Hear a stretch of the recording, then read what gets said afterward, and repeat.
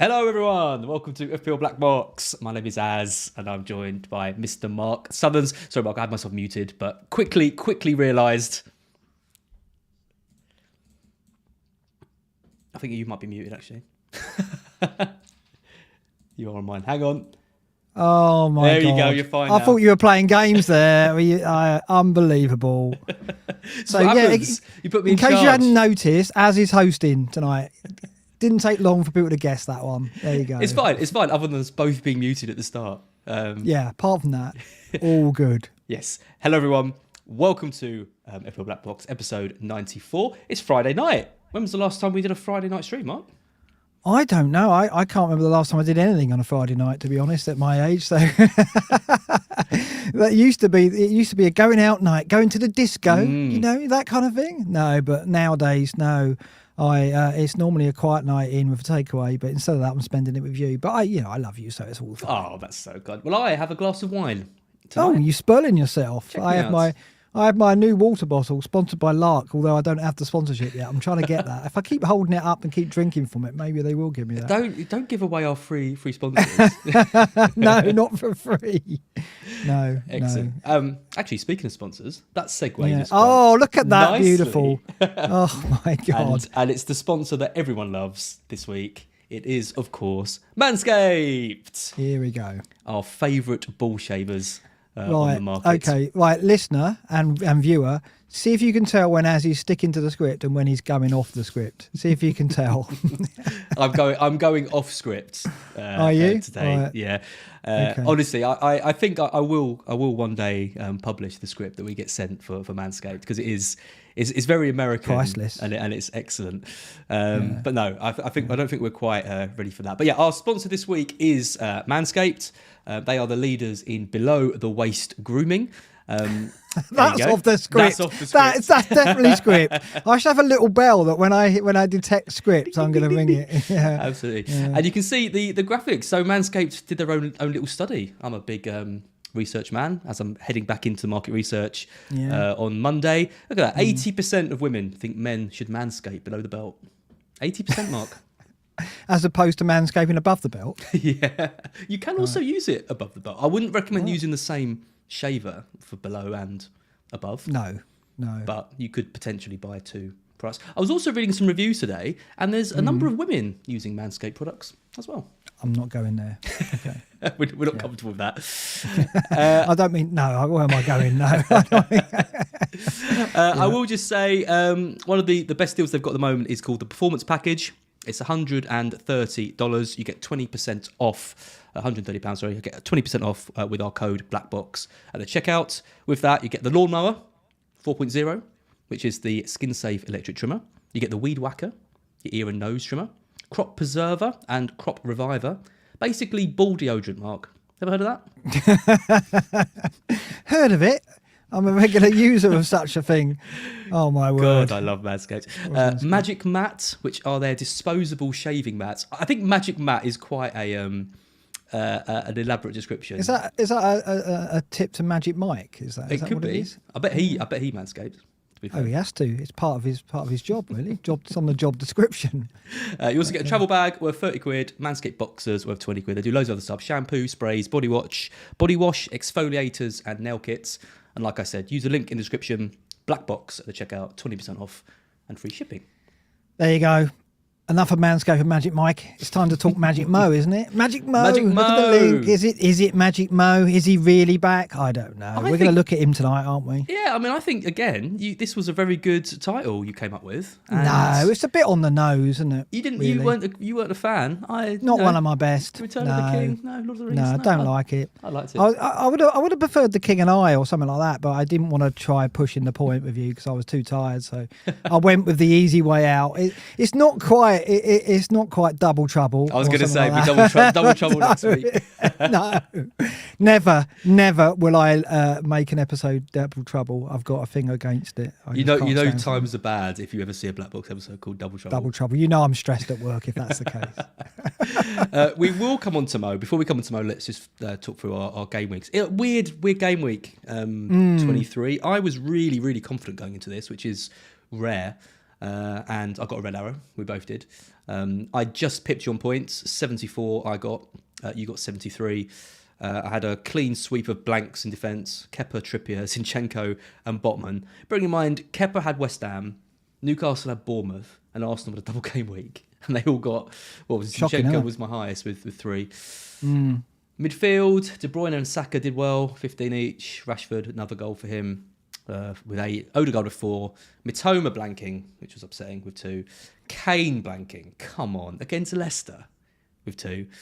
And Haaland. Didn't read the script, did he? Didn't read the script. Yeah, I mean, I'm disappointed. I thought this was going to be a really, really...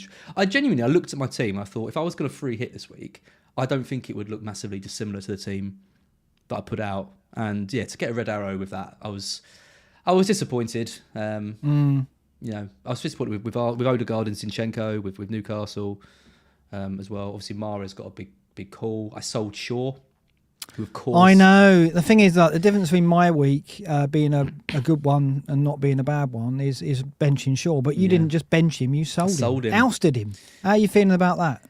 Yeah, I mean, he's versatile, isn't he? I mean, he played at centre-back against Barcelona. He got the assist, which was rare for him. His underlying stats aren't that impressive at all. But United are looking a lot tighter. But with the blank coming up, and with all the other problems I've got in my squad, I don't really regret it. And I mean, I did Shaw to Zinchenko. I mean, who would you rather have, you know, for that double? The guy who played 2 or Shaw? But, you know, it cost me 9 points. This is it. When you look at your defence, you would have... Where would you get Shaw in? Right, you'd have to have not... Well, there's no one there you would have not played in your defence or beyond that. You wouldn't have played 4 at the back. So I don't know whether I'd have sold him. But it's similar to mine. If you look at my team, I look at... I've got Shaw on the bench, but I look at it and think, well, who would I have played him over? I can't play him over Ake because Ake had a double. And even if I did think he might not play both games, which was the case, I still would have played the player who could get 2 starts. Wasn't going to play over Trippier, who had Bournemouth, and Estupiñán, was really unlucky. He could have matched or even bettered Shaw if that goal had stood. So it was between Shaw and Estupiñán, and I went with the Brighton player. So, and you got I mean, that goal, the offside goal. I'll say it again: VAR killing the game. There was a couple of controversies. It was so bad. They shouldn't. The VAR was bad. They shouldn't be making these mistakes at this far in. You know, it's been 3 years now. The VAR. Also, the Trent non-assist. I don't want to, you know.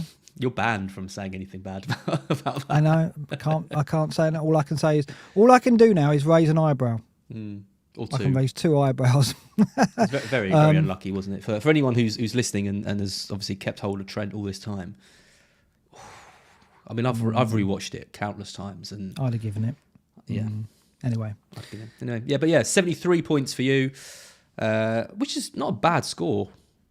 Yeah, it's all right. Really, Ederson with the 2 games free, Trippier 2. Ake only got one of the 2 with 3. Estupiñán with 7. It's Estupiñán, apparently, not Estupiñán. I mean, you change it every week, Mark. I do, but, you know, I thought I got it right, but last week it was, I can't remember, Joe, wasn't it, in chat, corrected me.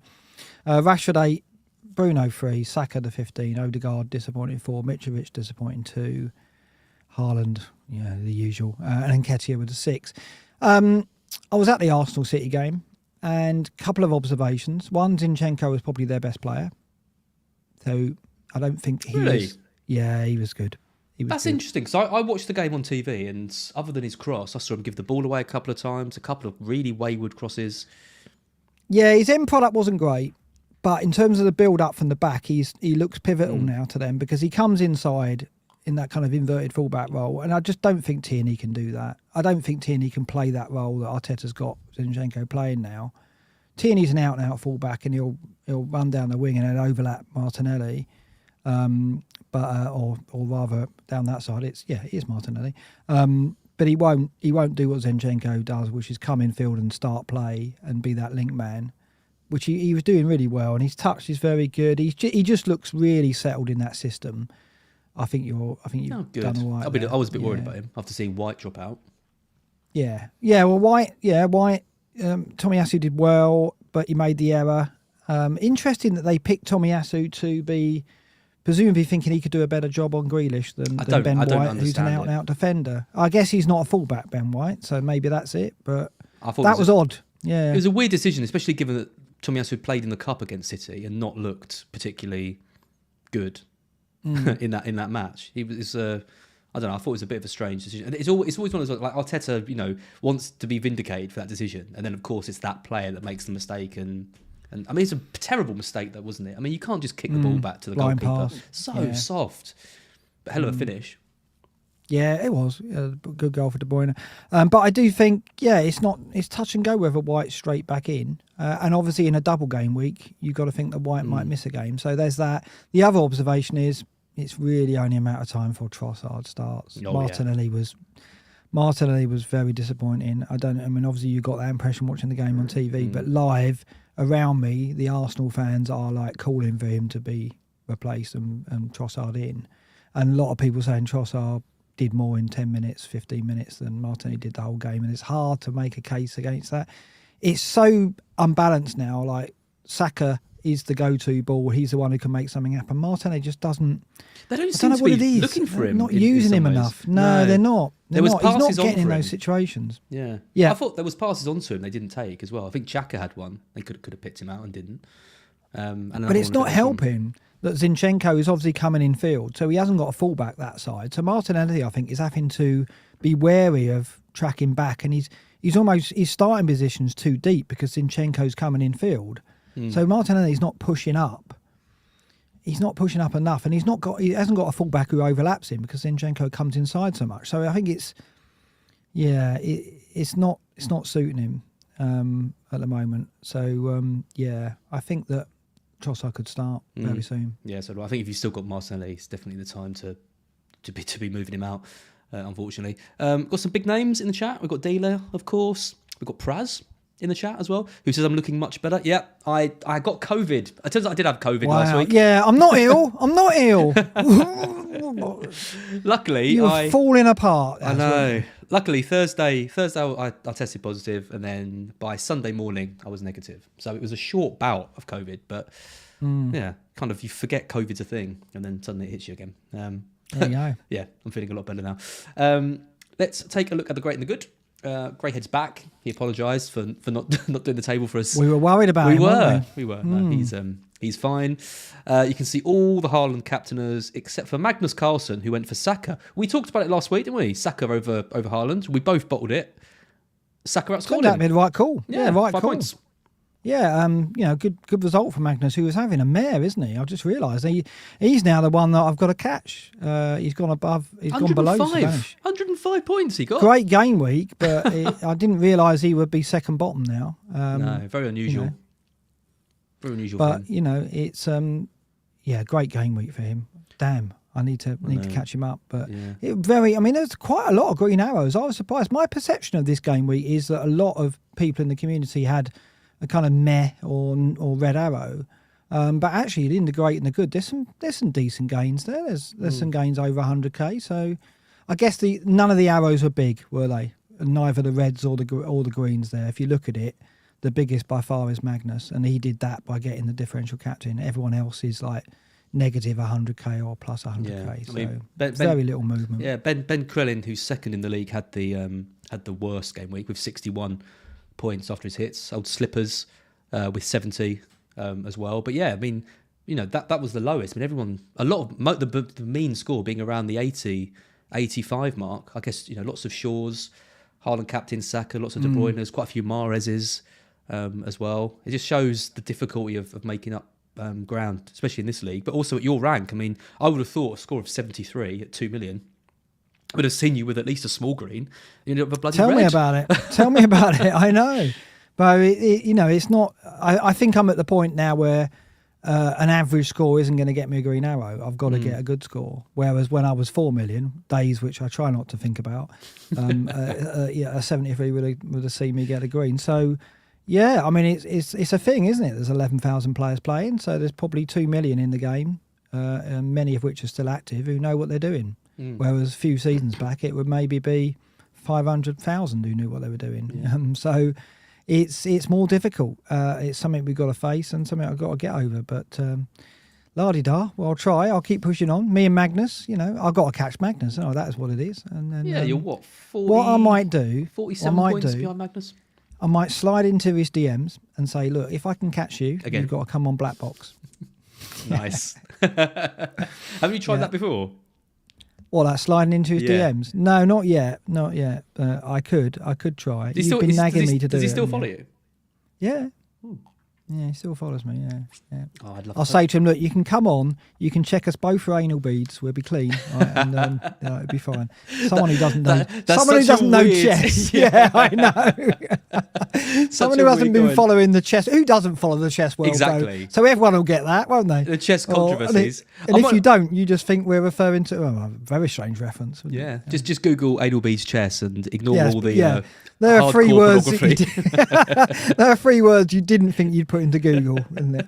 Yeah, there you go. Yeah, excellent. And when he's realistically, if he wasn't coming on when he was first in the world, he's not going to come on when he's 1.1 million. No, that's probably not right, is it? Magnus, would you mind coming on? You're having a mare of a season. Would you mind coming on an FPL podcast to talk about it? Oh, bless him. Don't think so. No. I've got a feeling, by the way, we're going to fly through this today. So I think this All is. right. I've thought that before. And we never done it. Yeah. But I think, and if there is time at the end, we're going to have a nice little Q&A. I'll have another glass of wine. Everyone grab a beer or a non-alcoholic beverage. It's a Friday night. Let's be a bit more casual about it, shall that's we? what I mean. Yeah, let's take it as it comes. 900 people watching, so thank you all for joining us on this. Yeah, hit the like and subscribe while you're there. You know, if you're new around here, as Andy would say, hit the subscribe button. Yeah. Different day, different audience, potentially. Yeah. Cool. Right, let's look at some data. Let's look at team data attack, and it's the day I can't believe this. I've always waited for, because look who is top of the last 6 for expected goals, non-penalty per 90. It's only Brighton. And you know Brighton what? When De Zerbi came in, and it's kind of snuck up on us a bit. I mean, we have been aware of Brighton's attacking potential because we've been getting on the likes of Solly March. So obviously that's a big transformation. But when De Zerbi came in, we were kind of like, he was kind of billed as a manager who would rejuvenate your attack.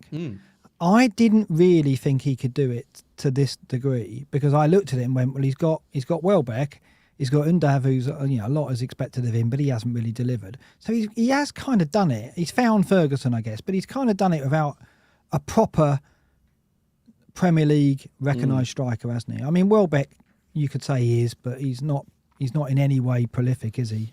So to achieve this in the time he's had with the players that he's got at his disposal, he's obviously got a lot out of Matoma, he's got a lot out of March. It's credit to him, isn't it? He must be thrilled. Yeah, and I noticed you don't have the soundbite to hand of me saying that De Zerbi was going to build on Potter's foundations when you mocked me and said, steady. Well, is that the episode you did an hour and 45 minutes on Brighton's new manager? Best episode ever.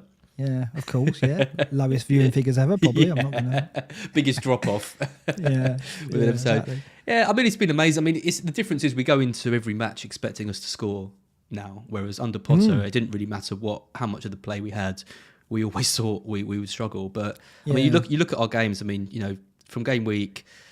Well, I mean, you could go right the way back to Chelsea, Gameweek 14. 4 goals against them, 3 goals against Wolves, and then a goal against Villa. We lost that game, which was disappointing. But then 3 against Southampton, 2 against Arsenal, 4 against Everton, 3 against Liverpool, 2 against Leicester, and then just a 1 goal against Bournemouth and Palace. But it's still a glut. It's a glut of goals. Yeah, and like big chances per 90, 3.67. Only Man City can better that. And this is ranked by XG non-penalty per 90, 2.07. You're ahead of Liverpool on 1.83 and City on 1.78. Arsenal down in fourth on 1.59. So to be that far ahead of Arsenal, who are top of the league, I mean, they have had a bad run the last 3 or 4 games. But you've done it with a fixture difficulty rank of 14, so the 14th best fixture. So not even good opposition, as you listed there. So... yeah, it's fantastic. And to be honest, from a fantasy perspective, we love this when a team gets transformed in some way by a new manager. And that's why De Zerbi was someone we were excited about. But I think he has over-delivered on my expectations, but not yours, obviously. I'm not gonna mock you for that, because I think he has. I mean one of the big things I think has been Ferguson. He's been that kind of striker that's come in and, he scored against Arsenal, Everton, assist against Liverpool, goal against Leicester, and then he's been injured for the last two, and Undav's been trusted, and we've only scored 1 goal in each. I think we need Ferguson back. I think he's actually really important to our side. But De Zerbi does seem to like Undav and that kind of Welbeck role of him being quite busy but not having the prolific nature up front. So I think if we persist with that, then maybe our goals will dry up a little bit. With Ferguson, I expect us to score more. And Brighton are topical, of course, with the double game week coming up in 27, I think I'm right in saying, right? Yeah. That's right, isn't it? Yeah. Well, unless the train strikes cancel it again. Oh, is that a factor again? I didn't realise that. There's train strikes again, and that was the whole reason why they got cancelled in the first place. So, well, obviously it's a wait and see on that, but it was cancelled because Brighton is kind of so difficult to kind of get to as a stadium because it's away from the kind of the main centre. It was a problem before, and if it's the same... Yeah, it's impossible to get there without train. Well, exactly. Really is, yeah. So, well, there are coaches and things, but they're not going to put on hundreds of coaches, I wouldn't imagine. I don't really know what's going to happen. The other thing as well is and as someone rightly points out in the chat, is we've now got this injury to Lallana as well, who is such an important player for us. I mean, his impact is massive. I mean, he's a 60-ish minute man. I don't think he's completed 90 minutes all season. But his influence in the kind of dressing room and everything is obviously massive. Oh yeah. Cultured figure. Absolutely brilliant. But I'm not too worried about him missing out. I think it's going to push McAllister up to the 10. Casado, hopefully his head's screwed back on. We've got Gross there as well. But Gilmore has been all right as well. He's looking a bit better lately. So we've got options, and as long as Lallana's around the dressing room, I think it'll be fine. So yeah, not too worried. Let's move on because we don't want to make it another Brighton podcast. I know you'd love to. Of course we do. You've highlighted Leicester there. Yep. A turn of form. Iheanacho and Maddison back on the agenda.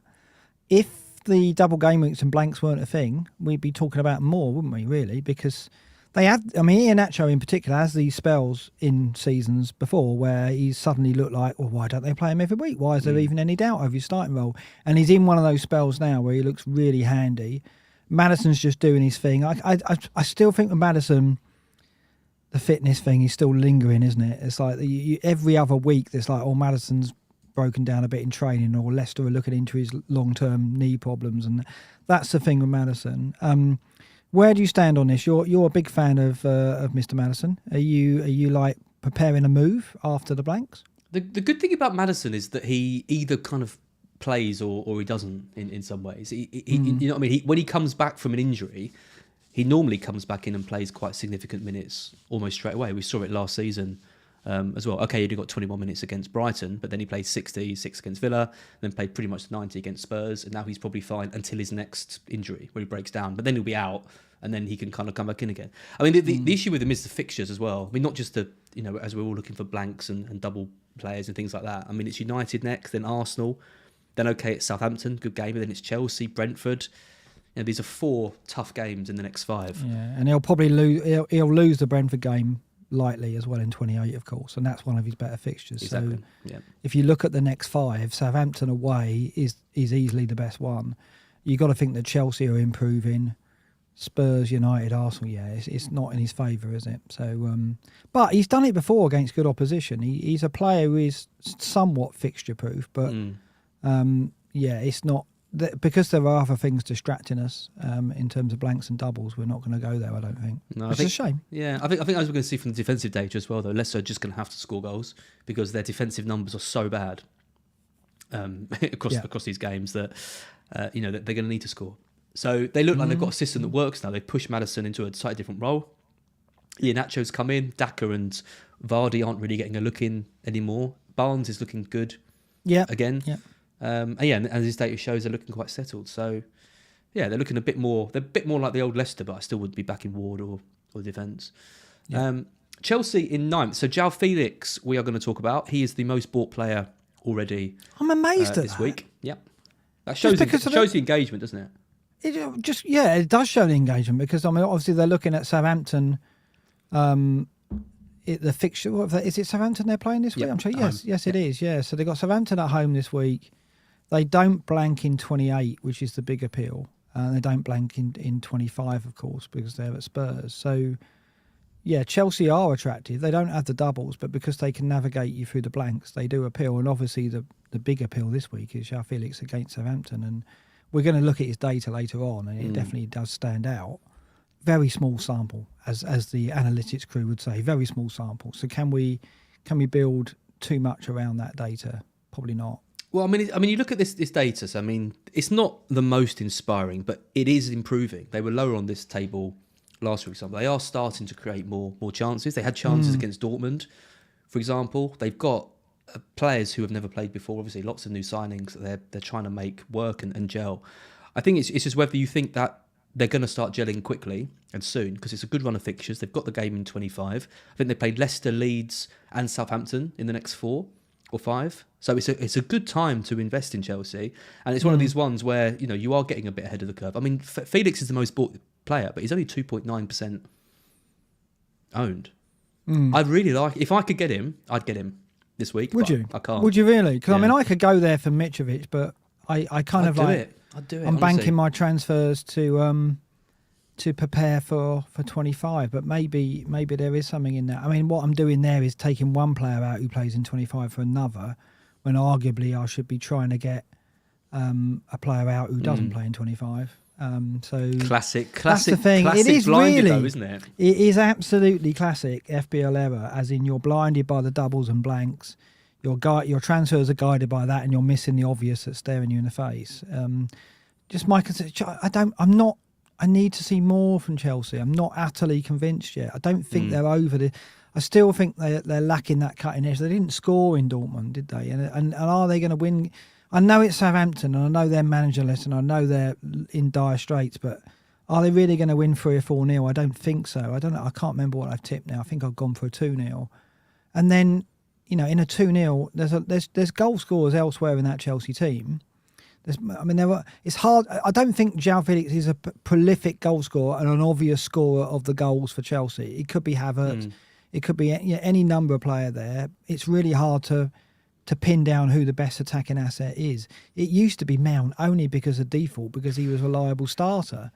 And I don't think João Felix has suddenly gone, well, I'm the one. I'm definitely the one you want from Chelsea at the moment. He may well emerge as that, but I think it's very early to say. I think the obviously the positives about him are he's 7.5, and it's come at a time when Tony, for example, in his price range has got this blank coming up, and Mitrovic is now an injury doubt and hasn't scored since the World Cup restart. Or maybe something like that. I think it's 5 one. games, 5 successive games. I think it's one and he's missed one. Yeah, I think that I can see why it's happened. I just don't know whether I should forego my plans to move there. I could. It's something I'm looking at. I like him. I mean, Fulham are 16th on the list with the 5th best fixtures as well. So they're not creating a huge amount of chances. We're going to look at Mitrovic's attacking data in a bit, which isn't that impressive as well. He's kicking penalties into his own leg.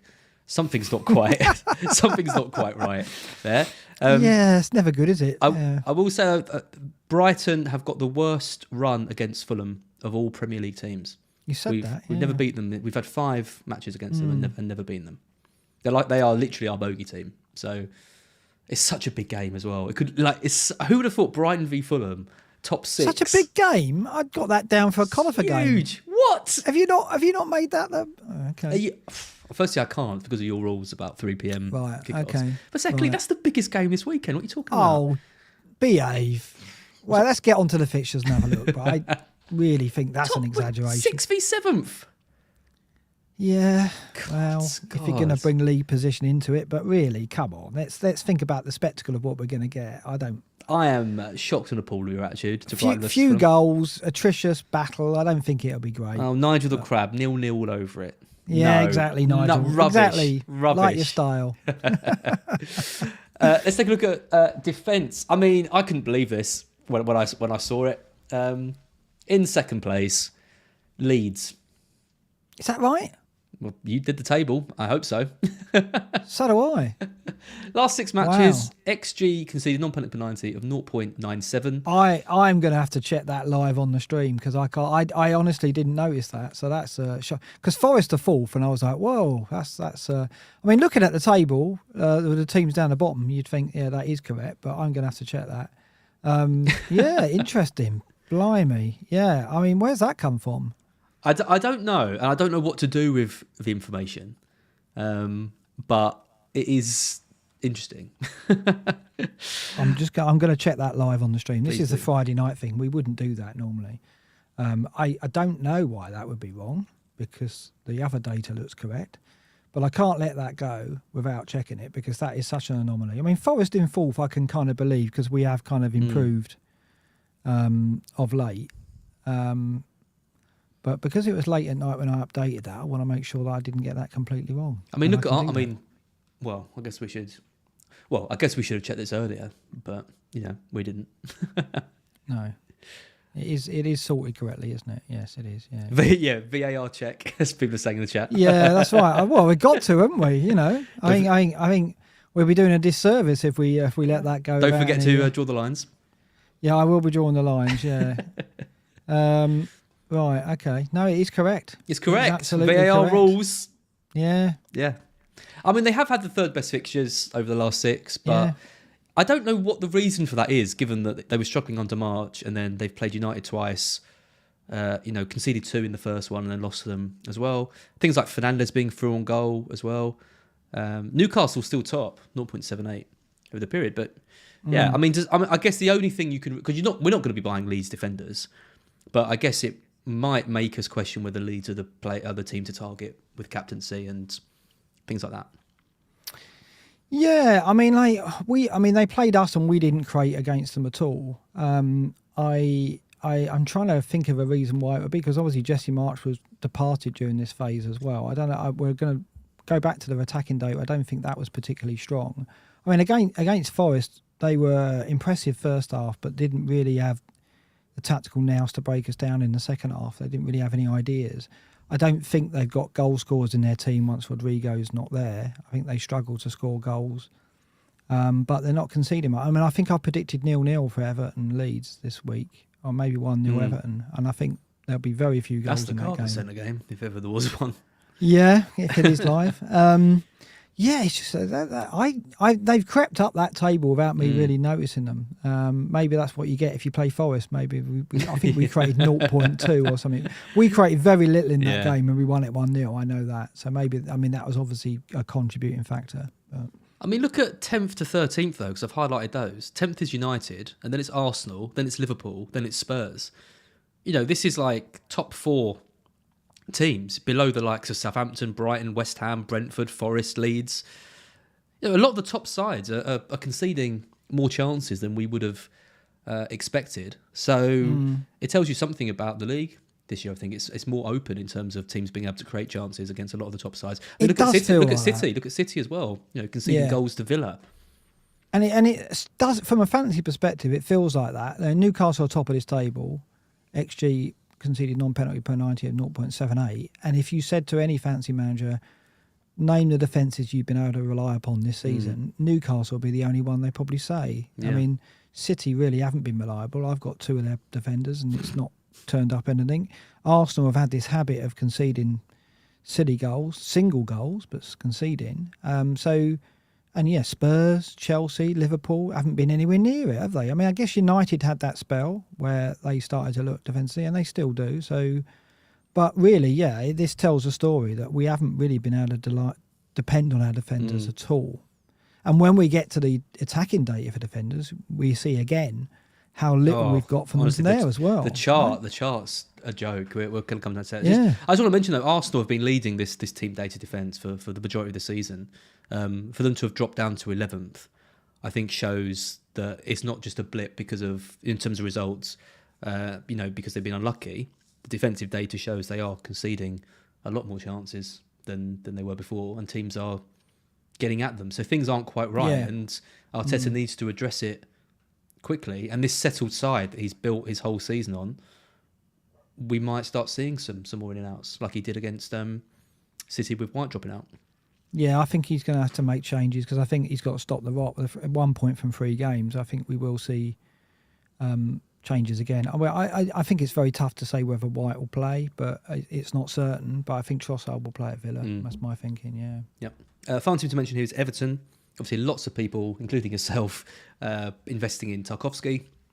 They're 19th over the last 6. But only one under Deitch. Only one under Deitch, right? Oh, two under Deitch. Two under Deitch. One great defensive performance against Arsenal, and one absolute shocker against Liverpool, where they were lucky to escape with just the 2 goals conceded. They have had the worst fixture. Well, yeah, they've had the worst fixtures though, and you've got to think at home it's going to be when they keep it tight and grind out the clean sheets. But a little bit of concern still. Yeah, well, I don't think anyone's getting Everton defender thinking, it's going to be a whole parade of clean sheets, are they? They're going, if I get one of the next 3, that would be great, and maybe Tarkowski can get me a goal. And that's what, when Deitch arrives at a club, all of a sudden we start looking at the centre-backs, don't we? We start looking at the centre, and particularly when he's got McNeil in the team to deliver as well. So I think it's fair enough, the attention that Tarkowski's getting. And he's, at the moment, spoiler, probably my transfer. Oh, you haven't done it yet?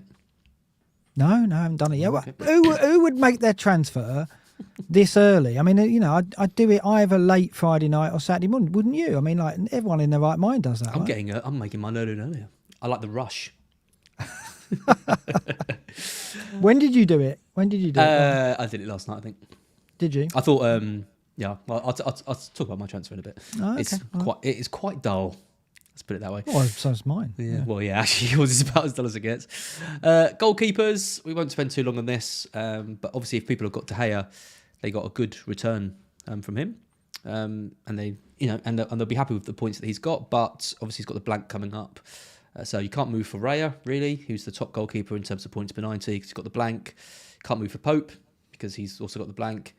I think if you've got De Gea, you're going to be moving for Kepa, right? In fact, if you've got Raya or Pope, you're probably going to be moving for Kepa as well. I'm probably doing it this week to target that Southampton game. Yeah, very, very popular, isn't he? And rightly so. He's done so well since the restart, we said before.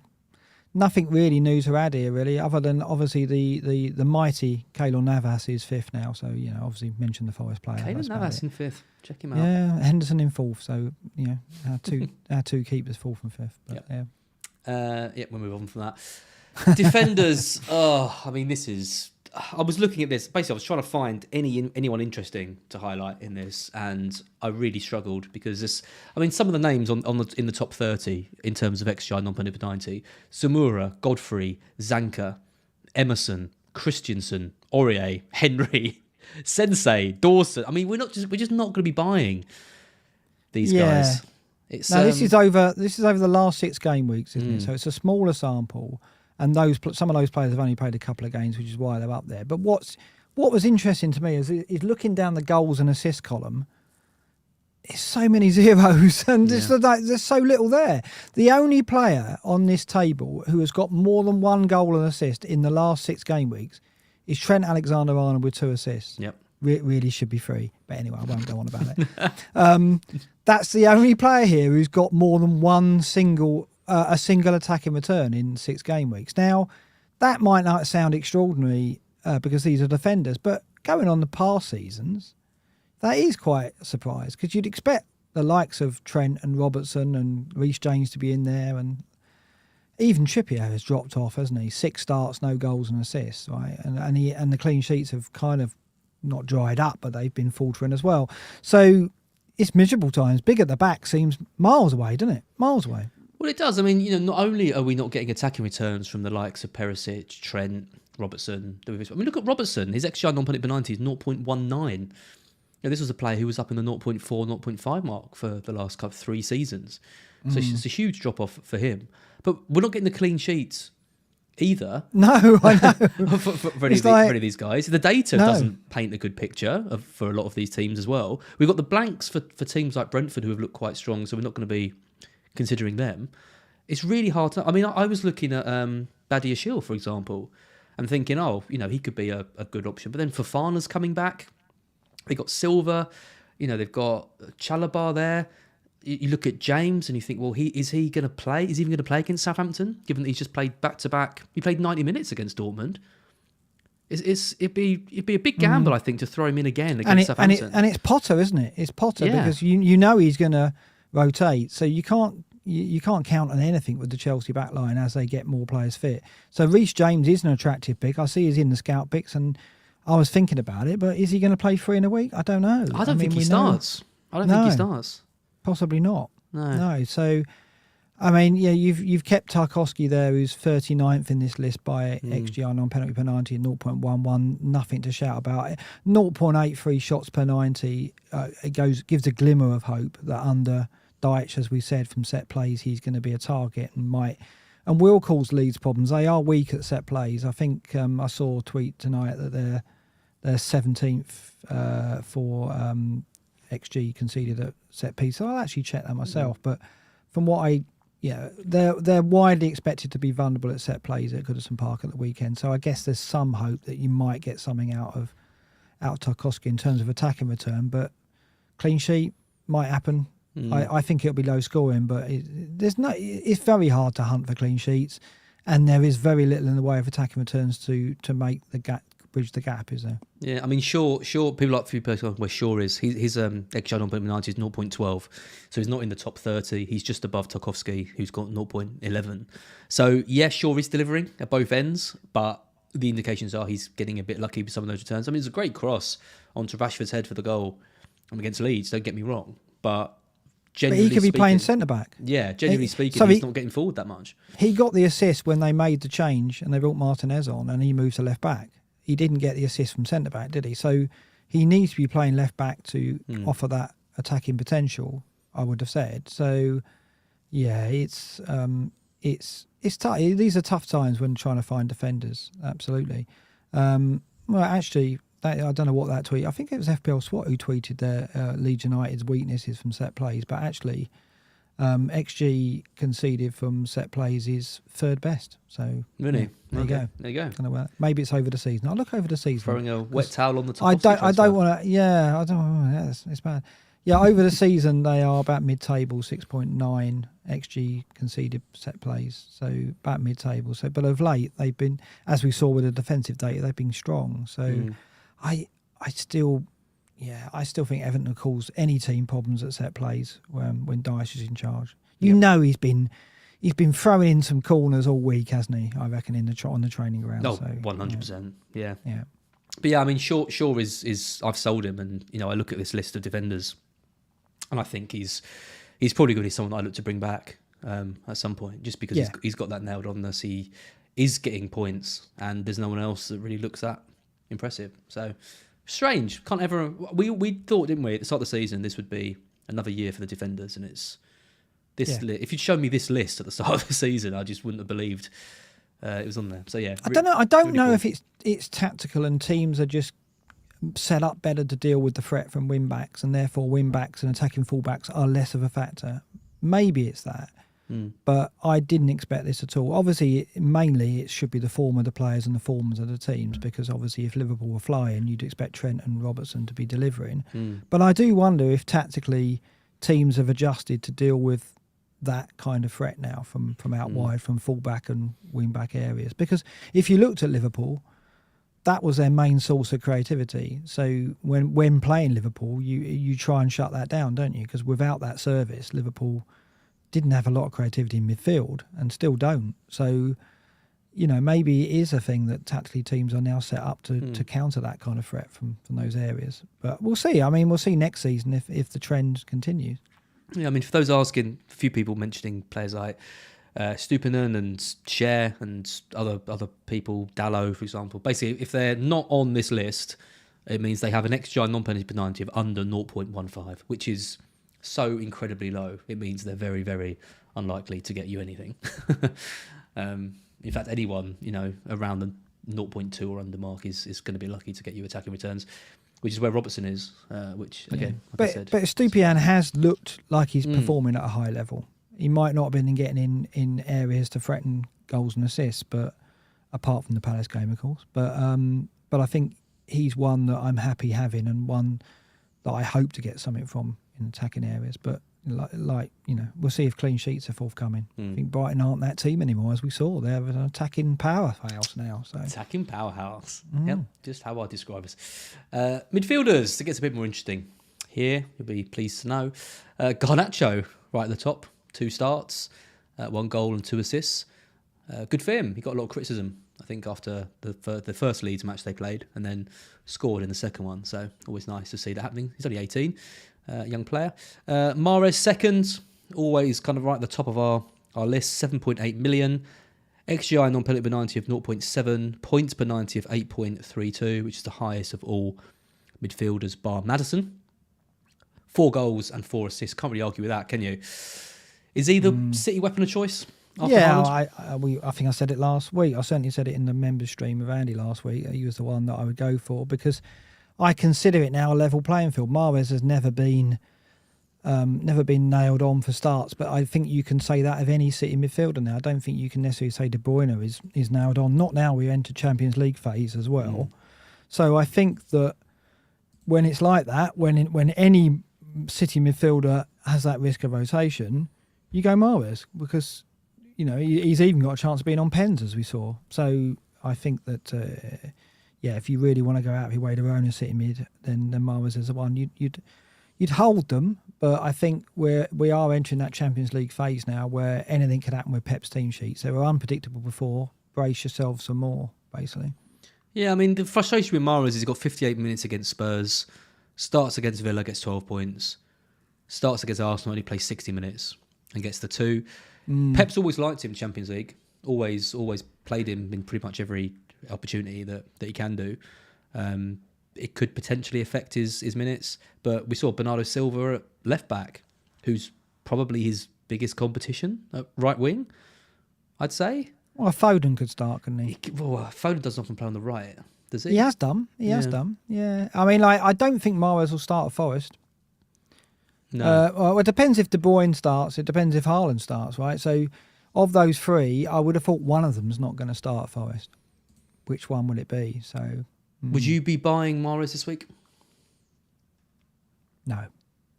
No, I don't think I would because he's got Forest and then Bournemouth, which look very attractive, but because of the Champions League game in the middle, 2 promoted teams. I think it's very unpredictable whether he'll start. There is no way he's going to start all 3 games. So that's certain. And I don't know if there's anyone who's definitely. I mean, Haaland's the most likely, but yeah, I think I wouldn't be buying him now. No. I mean, he could easily destroy Forest, but I don't think he'll start. It is tricky because, I mean, I know you mentioned Foden, but Foden is so seemingly out of favour at the moment. I mean, he played 21 minutes against Villa, 13 minutes against Arsenal. He has been favoured on the left. I mean, obviously he can play on the right, but it would be surprising, I think, if he came in on the right over Mahrez, who Pep's really liking. I think it's more likely that Silva plays there, but I don't know. It's so difficult to predict. I think Mahrez is the one that I'd go for. I'd go for him over De Bruyne. Definitely. I wouldn't be touching the defence. So if you've got the money, then maybe. But you're probably going to go for Gakpo, aren't you? 7.7 million with the double game week as well. If you've got sort of around the 8 million, would you rather have Gakpo or Mahrez? Yeah, probably with the double, that would convince me to go Gakpo, yeah. I mean, if I knew Mahrez would start these 3 games, if he was going to start in 24, 25, 26, I would go Mahrez. But when you consider that Gakpo will likely start all 4 of his games in that period, it's 4 starts versus 2, isn't it, I would say. So, I mean, Gakpo hasn't impressed. He hasn't impressed. But you've got to go in for the doubles, haven't you? We'll talk about it later, but I think you've got to try and, where you can, you've got to invest in the doubles and speculate, I think. Yep. We'll come on to Salah in a sec, who obviously is going to be getting a lot of investment in that. I mean, Solly March is third. There was a post, I think it was Raptor posted about players whose names you've got to pronounce both for. So João Felix is one. You don't just call him Felix, right? That's weird. You've got to call him João Felix. You can't call him March. It's definitely, you've got to call him Solly March. Yeah? You have? Yeah. No, it's very good. Yeah, I'm trying to think of others now. It's interesting, isn't it? Perez, I guess. Jose Perez. You got to say Jose Perez. He had a Jose on his Jose back, Perez. didn't he? Yeah, he does. Yeah. And, yeah, it's true. Very good. Let us know. Let us know in the chat if there's any other players where you've got to pronounce both. But March is third on this list, 0.69. Points per 90 of 8.10, which is really high. Still can get him at 5.1. If you're wondering where my best mate Mitoma is, he's down in 23rd. March has got a better points per 90 over the last 6 than him. Mitoma's is 7.53 and a better extra non-penalty per 90 of 0.69 to 0.42. I still back Mitoma though. Yeah, it's fun. It's more fun. Fun, I think. That's what I'll go with. I would. March has been incredible, obviously, and he's been rejuvenated. Well, not even rejuvenated, because he's never been at this level before, has he? So I don't know. I guess it's a trust thing, isn't it? We just see the likely regression, whereas Matoma, you think, could even kick on and probably will. So that's my reasoning, I think. Some good ones in the chat. Ben Me. Don't just call him Me, do you? No, you don't. Well, you can't. You can't say Me. Can Ben you? White as well. Don't just Ollie call him Watkins. White. Is it Ben? No, is it any players called Ben? Do we have to say Ben? What do you mean? Well, Ben White and Ben Me. Ben White. Maybe it is. Yeah, maybe it's a Ben thing. Yeah, maybe it is. Yeah. Yeah, Ollie Watkins, Luke Shaw as well. Yeah, you don't just call him Shaw, do you? Well, I guess sometimes you do.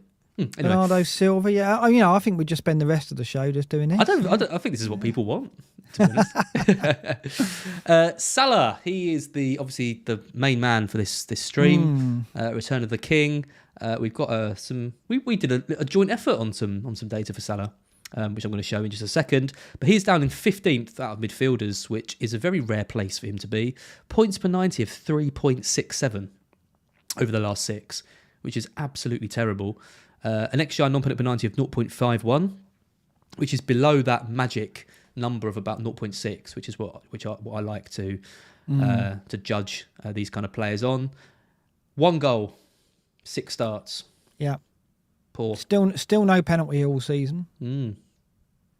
Which obviously is a factor, right? Because you wouldn't expect that. Yeah, but again, like I say, I think certainly where I am in the world, I've got to go all in on the double game week. I think regardless of data and our concerns, I'd be very surprised if most managers aren't setting their teams up to try and move to Salah for 25 because of the double.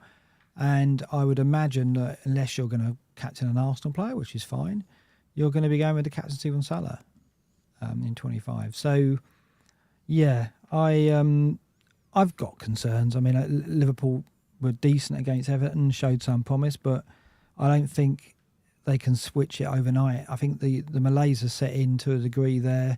There's more work to be done. It's not just going to be reignition and they're going to suddenly be that force again. And Salah needs Liverpool to play well, it seems. I think he's not a player that can conjure goals and assists out of nothing if those around him aren't performing. He needs the team to be playing well. He's definitely suffered as a result of Mane not being there. He's been a cog in the machine that has been so vital, obviously, and the loss of Mane has had a bigger effect than anyone expected, perhaps. And the impact is there to be seen. Salah, what price will Salah be next season? Do you think FPL will be brave enough to really knock him down? Well, they put Kane down to 11.5, didn't they? So could we see Salah at 11.5? I think so. I think it'd be 12. He's going to come down by a million, I would have thought. I guess, they've got to do that because otherwise, they've got to increase Haaland to perhaps 14. Got to be 14. That's what Van Persie was, wasn't he? When he's got to go up to 14 and then they've got to give us the appeal of not... I mean, no one's not going to go. No one's not going to get Haaland. Not even I would be silly enough to do that. So, I guess that's a soundbite for next season. I guess then it's about, do you go freemium or not, isn't it? Because you're going to be able to afford 2 premiums. So maybe it's better that Salah is around 12 million still, because then it makes it harder to go freemium, which will hopefully create more variety. Yeah, it's just so disappointing. We need, in a season where Haaland has been what he has been, which is like the obvious captain, we needed Salah to stay at the level he was last season to even make it a decision, and he hasn't. He just hasn't, and De Bruyne hasn't.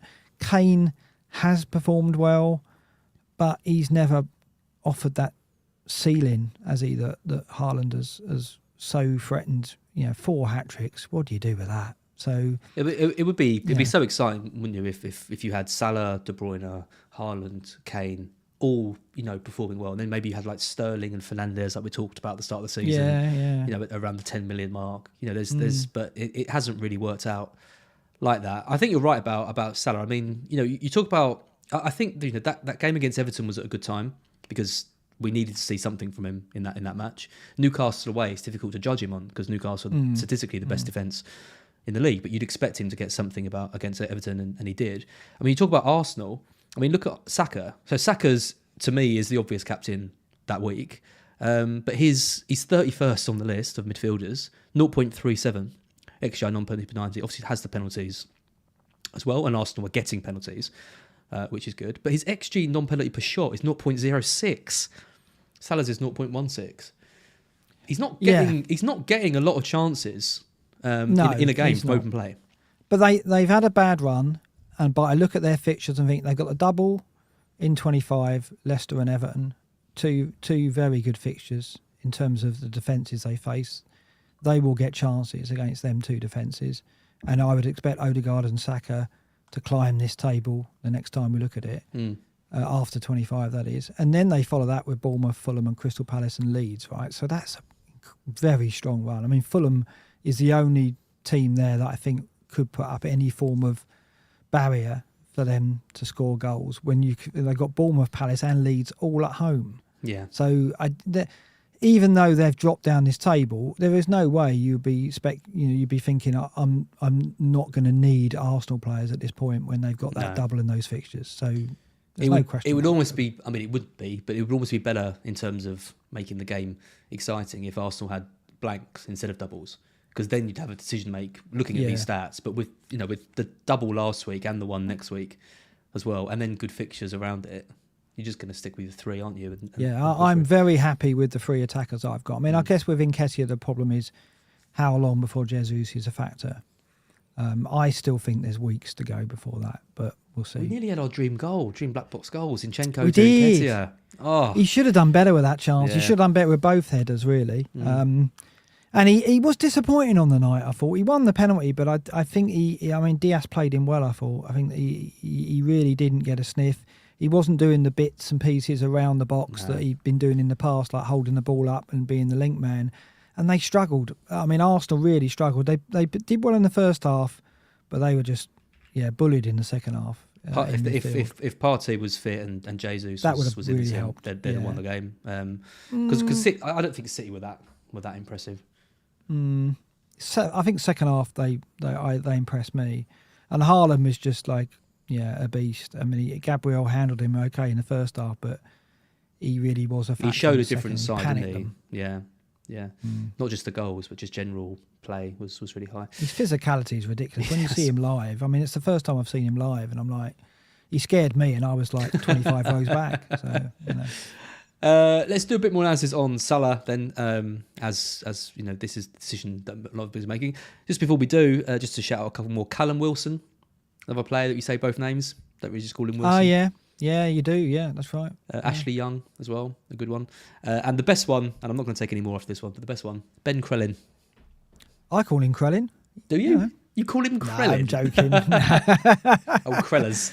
Well, Andy would, because he used to calling his pupils by their surnames, right? So like, Crellin, old Nears. Get your nose out of that spreadsheet and pay attention. Oh, you mean North? Andy North? Yeah, Andy North. Yeah. Yeah, he probably does. Yeah. He's a teacher, if anyone was wondering about that. Yeah, exactly. Let's take a look at Salah. So this is some data, basically looking at each individual game week this season. Oh, nice image at the top there. Thank you. Cheeky. Thank you. You put this together, and I found this really interesting. So then I went and I did the same thing. Basically, you put together the chart on the left. I went away and had a look at his data from last season for the same period. So this is not including any games that he's missed. He missed a couple through injury last year, and then this year it was the various different postponements and things. But I was quite surprised with how similar these are, except for the points. Basically, at this point last season, Salah had 177 points. This season, he's got 116. It's penalties, though. How many penalties by this time last season? I mean, I'm going to look it up now. This show is all about data on the fly. 5, but 6, I think that must be it. Like that. It must be it, because look at the XG. That's what's interesting. The XG is quite similar. But it's XG non-penalty, of course. Whereas I think if you were looking at XG alone, we would see that.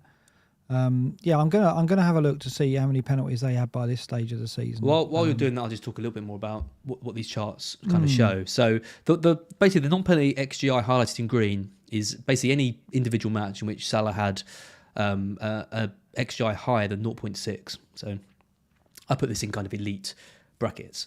So it was 1, 2, 3, 4, 5, 6, 7, 8, 9, 10. So 10 in this season at this point, and it's 4, 5, 6, 7, 8, 9, and 10 last season. So no difference in terms of that. So basically, in terms of like individual games, he is still hitting kind of high numbers across games. And even in his amazing season last year, where he, absolutely unbelievable. I mean, he still had games where his XGI was quite low. Against Spurs, 0.16. Southampton at home, 0.16 last season. West Ham, 0.17. But he was finding ways to get points in these games. He got 6 points against Southampton with a really low non-penalty XGI. He got 5 points against West Ham. He was keeping that kind of consistency that was so important for us when he was our captain every week at the start of the season. Whereas you look at him this year, and when his non-penalty XGI is lower, he's just not really getting the returns in the same way. You look at Forest, 0.35 blank. Brentford, 0.5 blanks. And then he goes on for 4 more games blanking. 0.1, 0.1, 0.2. Really, really low non-penalty XGIs. And blanks in all of them. And then roars back against Everton, 1.1, and gets 11 points. So, I mean, the overall thing is generally his non-penalty XGI this season for Liverpool, and I think we all agree they have been struggling, has been 0.64. Last year, it was 0.75. So not a huge amount in it, but not getting returns in games in which he's not hitting kind of big attacking numbers. So, yeah. Well, you started this chart. What does that tell you about Salah? Well, I mean, firstly, he had an extraordinary season last season, wasn't it? And so I think it's hard to compare him against that because it was almost superhuman. At this point, he had 16 goals, 10 assists. He only had scored 3 penalties. So the penalties weren't a bigger factor. Yeah, so 16 goals, 10 assists. He'd only blanked when starting in 2 games, right? So that's... Whereas this season, blanked when starting. At this point, he's blanked in 12 games when starting compared to 2 last season. I mean, that it tells a story. He's got 8 goals and 5 assists so far. So, yeah, his returns have halved, exactly halved. He had 16 goals at this point, 10 assists, and he's got 8 and 5. It's got to be Liverpool. It's got to be the injuries that they've had and the changes that they've had as a result of that. No Jota, no Firmino recently, of course. Obviously, they lost Mane. Thiago hasn't been fit consistently either, so that midfield creator hasn't been there. So much disruption. Robertson and Trent have been either shut down or just haven't been shown any kind of form to produce the creativity. Lots of factors have fed into it. At the start of the season, he was playing wider. Darwin came in and I think disrupted the tactical outlook a bit. I think they started the season trying to play him wider with Darwin more of a target man and Salah was putting in more crosses. Lots of factors have fed into it, but he's not displaying the output of a heavy hitter anymore. And the only reason we are considering going back to him is the double game week. Well, the one thing I'll say about, I know there has been disruption with Mane leaving and getting used to Darwin and things. But if you look at the chart on the right, if you look at all of the ones I've highlighted in green, so this is all of his non-penalty XGI scores above 0.6, he got points in every single one of those games. He returned something in every one of these games. You look at this season, against Leicester, he had 1.04 blanked. He had 0.81 against Southampton, blanked. 0.85 against Brighton, okay, he got an assist. Bournemouth, 1.3, blanked. Liverpool v Palace, 0.63, blanked. There's a lot more blanks when he should have been getting returns that he was getting last season. So it's, maybe it's just variance, conversion, right? Variance, conversion, something. Maybe there is that. I don't think though. I don't. It's a big enough sample now, and I know that like people who swear by data say the eye test is a diversion and you shouldn't take it in, but I don't think there's any question mark that Liverpool have been so poor this season in spells that has got to have contributed to Salah's output, right? It just has, right? So it's not him as a player necessarily, but it's the players around him. And yes, the XG shows that he's still getting chances, but how many shots generate that XG? I mean, is he having more shots but lower quality shots? I mean, that's a stat we're not showing, but I can have a look at that. I mean, I just watching him in games, he's just not getting the opportunities and in the positions that he has done in previous seasons, is my perception. Of course, the penalties are added to that as well, but I don't think you can deny. I don't think you can just say it's all variance and he'll get back to his best. Well, I think this data is good because I think it complements the eye test. The eye test tells me I can't really trust him. He looks on the periphery sometimes in games. Liverpool, I know their attacking data look good, but they look to be struggling. The Everton game, we want to see more of that, but we hadn't seen that in the previous games. And then I look at his stats and I think, okay, if he's delivering these numbers and not getting returns, that is someone that I can't trust. I can't trust to consistently captain him.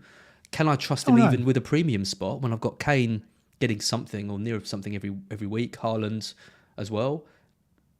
It's hard to justify him, but he has got a very, very good looking double game week coming up, and he has just scored 11 points against Everton. So he has had fewer shots this season, not more. So it's not that. It's not like his XG is diluted in any way. If anything, it should be the other way around. So the gap in XG is just reduction in volume of shot. So the quality of chance, there's no indication he's getting lower quality chances, non-penalty chances. He's just not as clinical. He's just there's something he's missing something this season that we haven't seen him missing in any other year he's been playing for Liverpool in the Premier League. But yeah, and that you can't really explain. His conversion rate is 11.8, whereas last season it was 20%. So his conversion rate is clearly down. Conversion of shots on 43% accuracy last season and 39% this season. So he's hitting the target with roughly the same amount of regularity, but he's not converting those chances. What is that? I mean, there's no explanation for that other than I guess it's variance and it's going to turn maybe. But I don't know. I don't think you can. I mean, hand on heart, I can't think that he's suddenly going to turn into the player that he was last season unless Liverpool improve as a team. That is my take on it. But maybe I'm going to be wrong and he's going to burst out with a load of goals and assists regardless of Liverpool still playing the way they are and not getting the players back from injury. There's just, you look at the entire team is underperforming. You know, right from the goalkeeper to the defence, to the midfield, to the attack. Every single one of them. There isn't a single player in that side that I think has really stepped up this season and said, right, we're doing badly, but I'm going to show everyone, and grab the ball by the horns and go for it. And that should be Mo, really, given his importance to the side. He's not that player, though, is he? I've seen him in games where Liverpool are struggling, and he's not the kind of player who can get hold of the game and make that difference. He doesn't seem to have that capacity this season. You know, those goals that he scored where he beat two men and curled it in from 25 yards, they're not there. I mean, obviously they're unique events that only really crop up when I guess confidence is high, maybe, and you can't expect those kind of goals with regularity. But he just doesn't even look like that. No. He doesn't look like having the confidence to even take that opportunity to beat a man and try to curl one in from 25 yards. He has struggled to convert from closer in. So he can't do it. He can't do it unless Liverpool improve, I don't think. There's so little creativity, really. If you take out Trent from that team, you look at midfield with Thiago out. Yeah. You're looking at, Elliott, Fabinho, Henderson.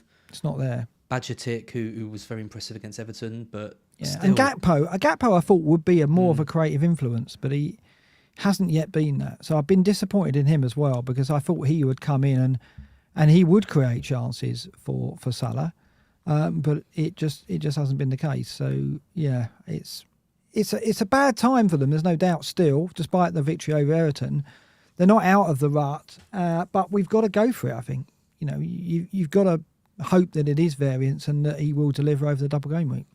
Yeah, two things just to mention which have absolutely no relation to Salah. One is there's been an official Qatari bid for Manchester United since we've been on stream, which is big news. Another potential big investment coming for them. And Lee Mason has retired as a referee. Yeah, I saw that. Yeah, not going to comment on that because he didn't do right by us earlier in the season. So don't comment. Right, let's move on to forwards. Got Brighton man at the top, Danny Welbeck. XG on Opponent 90 of 1.19. I don't think anyone's going to be buying him. But we'll move on. Number 2. And Undav is free as well. Look at that. Number 3, Undav. And neither can finish. I wouldn't trust either of them with 20 chances to score a goal. Where's Ferguson? He's 9th. 0.6. We need him back in the side. But look at that. Nestled between Welbeck and Undav is João Felix. We have talked about him already. But XG on Opponent 90 of 1.18 is crazy high. Only 2 starts for him. But 5.5 shots sounds a bit weird. Nearly 6 shots a match in the games that he's had, which is a league high. And I'm expecting that to continue because he was dangerous again against Dortmund. He had 2 good chances that he should have scored. He's got good fixtures to come as well. Honestly, I really like him. I really do. Yeah, again, though, look, it's just 147 minutes. You know, but on that score, you'd be considering Welbeck. So I know the eye test has been impressive, right? So the data is a small sample, but it is backed by the fact that he's looked good, and he did look good in the midweek as well. But I just don't trust Potter's. I don't trust Potter's team selection. I don't trust Potter's tactics yet. And do I want to rip up my plans to get through the blanks and doubles to go for the one shot Felix against? I said Felix, not João Felix, against Southampton. I don't know. I don't think I do. It is tempting because I love these kind of punts, but he's most bought, so it's not even a punt at the moment, is it? Well, I mean, still 3% ownership overall, so he still kind of is. But I mean, his goal record for Atletico Madrid. Have you seen this? Oh, it's strong. Right? Oh no, it's not strong. It's the opposite of strong. Right. Okay. It's 6 in 27 in his first season. He's not a centre forward though, is he? Right. So as a midfielder, that's not terrible. Well, it's not, but we're considering FPL wise. We're considering. Yeah, but the thing is, I don't consider him a forward. At Atletico, I wouldn't have considered him a number 9, and which is what he's playing for Chelsea out of necessity, I guess. But. Well, 6 in 27 his first season, 7 in 31 the season after. He then had his best season in 2021-22 with 8 goals in 24. And then he got 4 goals before he signed for Chelsea. Yeah, 14 appearances. I've never considered him a goal scorer, though. Like, he's a goal scoring midfielder as well. I was surprised that he was put in as a forward. He is playing there, which is fair enough. And I guess for Chelsea, he always was going to play there because that's what they were lacking. Someone to kind of spearhead the attack with, alternate with Havertz or play with Havertz. But he's not Chelsea's striker solution long term. He is, but he is the one for them at the moment who's going to be getting the majority of chances. Yeah. He is. I just like him. Honestly, he's the player that I can't get because I've got these 3 bloody premiums that are all a pain in the arse. And I look at him, I think he's just going to do well. He's going to do well against Southampton. He's then got a game in 25 and he's got good games. And I'm going to regret not moving for him. I like him. I think Chelsea are going to start scoring a few more goals. I think the data's getting a bit more encouraging. I think defensively I'm willing to back Chelsea, but I'm still not convinced on the attack. Well, no, nor am I, but I just went with the fixtures. It couldn't be a better group of fixtures. They've got Spurs in 25. I mean, they've got no midfield now with Bentancur out. Højbjerg's back, isn't he? Because he was suspended for the Champions League. But Skip coming in, Romero out for a bit as well. Yeah, I mean, you're right about Spurs. Bentancur's a massive loss for them. Massive loss. Yeah. So yeah, I mean, the fixtures are there. Forest in 27 is going to be. Oh, that's for Spurs, isn't it? Chelsea play. Yeah. The fixtures are there. You can't deny that because they've got Leeds, Leicester, Everton after the Spurs game as well. So none of those next 4 after the Southampton game are going to test them, and they will give up opportunities. All of those teams. Yeah, it is very tempting. It's because we're my mind is set on sticking to the plan, and it's like should I deviate from that to go for what I consider to be a punt. And I'm not ruling that out, but I just wish we'd have seen this a little bit extra from Chelsea a little bit earlier. I admit we are seeing a glimmer of them emerging from this and becoming a source of fantasy talent, and Felix is definitely going to be the most likely to stand out. I just think it's such a small sample still. I don't know if I want to just go there, but yeah, I'm not against it, and maybe in my position I should be doing it. We would not have seen. I know he scored, but we would not have seen João Felix attracting this much investment in previous seasons. I don't think. I think it's because people are more aware of things like the blanks, and they're more aware of stats, and they're more aware of that kind of thing. They're buying him. It's price helps as well. It's content creators. And I think absolutely. Delia said it's a content creator pick, right? Which is great, right? But in previous seasons, that would have been a player 3rd or 4th or 5th in the most bought. But the fact that he's the most bought means more people are watching more content. So our active managers, you classify an active manager now almost as someone who does watch content on YouTube, don't you? Like How would you describe an active FPL manager? Someone who updates their team every week, makes transfers every week. Yeah. Yeah. How many active managers do you think watch content or listen to podcasts? I normally judge it by Andy. Let's talk. How many subscribers has he got? 300,000, 350,000, something like that. So maybe add on, I'd say probably about 500,000. Yeah, it's getting that way, isn't 600,000, something like that. Yeah, whereas, as I said in previous season, 500,000 was the number of active managers left.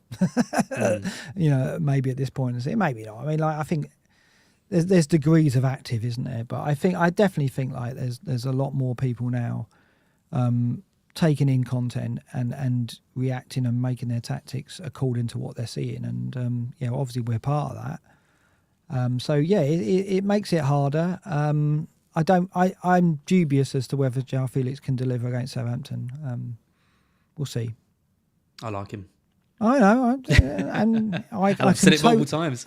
I can totally see it, and it's an exciting transfer, much more exciting than anything we've done. It is, isn't it? And like I said, I think with Tony and with people looking to move on from Tony, Martial, Mitrovic, these guys, I think it's coming at a good time.